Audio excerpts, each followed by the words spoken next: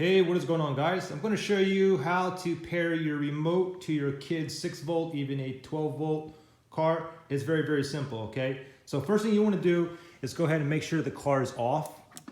So turn it off, and then you want to go and look at your remote, and you want to look for like a pairing or a power button, okay? So for this one here, it's this top middle button here. So what you want to do right now is press and hold. Press and hold and keep holding until it starts blinking.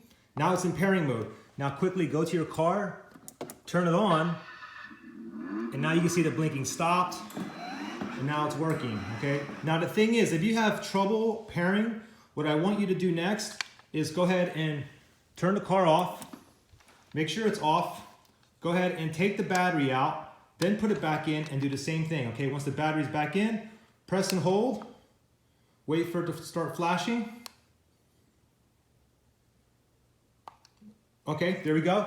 Now I'm gonna go ahead and turn it back on. It just stopped.